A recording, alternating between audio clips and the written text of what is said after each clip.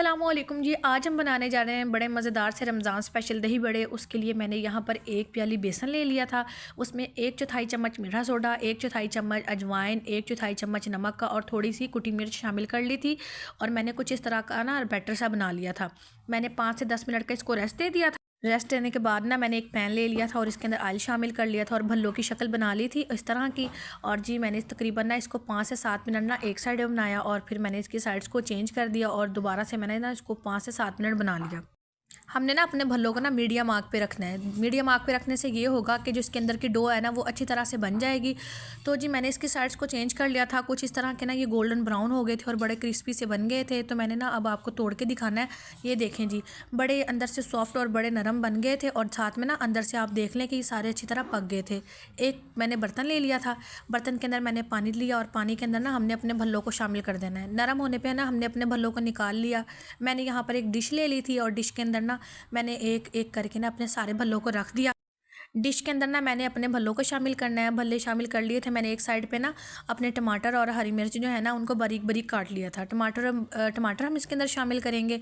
इसके अंदर हम अपनी हरी मिर्चों को शामिल करेंगे। साथ में ना मैंने प्याज ले ली थी। प्याज को ना मैंने बारीक जो है ना काट लिया था और मैंने इनको नमक के पानी से प्याज को धो लिया था, अच्छी तरह निचोड़ लिया था। उससे ये होता है कि ना आपकी ना प्याज की स्मेल जो है ना वो ख़त्म हो जाती है और ना बड़ा अच्छा सा ना एक फ्लेवर आ जाता है प्याज के अंदर।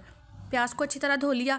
धोने के बाद जी मैंने इनको भी प्याज को भी इसके अंदर डाल दिया था। साथ में मैंने ना पुदीना डाल दिया। पुदीना डालने के बाद ये अब जहाँ मैं आपको दिखा रही हूँ ना ये भुना हुआ ज़ीरा है। मैंने भुने हुए ज़ीरे को ना कूट लिया था और ये इसके अंदर हमने शामिल कर देना है। साथ में मैंने आलू शामिल कर दिए। एक एक करके जी आलू शामिल हो गई हैं। अब हमने ना इसके अंदर अपने शामिल करने हैं।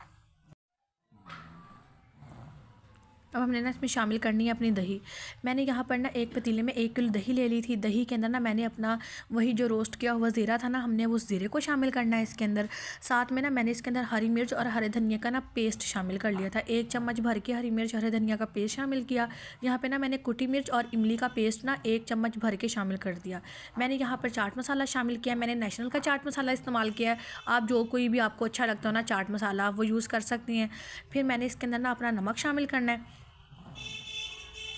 ये देखें जी, कुछ इस तरह से ना इसका मैंने ना इसको चलाते जाना है दही को कि ना ये जो इसके अंदर जो गुठलियाँ हैं ना ये ख़त्म हो जाए। नमक शामिल कर दिया था। नमक शामिल करने के बाद ना मैं अपने दही बड़ों के अंदर ना अपने दही को शामिल करूँगी।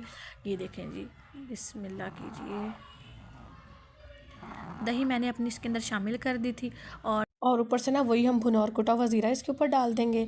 तो ये थी मेरी आज की वीडियो। आई होप आपको मेरी वीडियो अच्छी लगी हुई होगी। अगर आपको मेरी वीडियो अच्छी लगी है तो मेरे चैनल को लाइक करें, शेयर करें, सब्सक्राइब करें, बेल आइकन को दबाना मत भूलिए। मिलते हैं एक और वीडियो में। अल्लाह हाफिज़।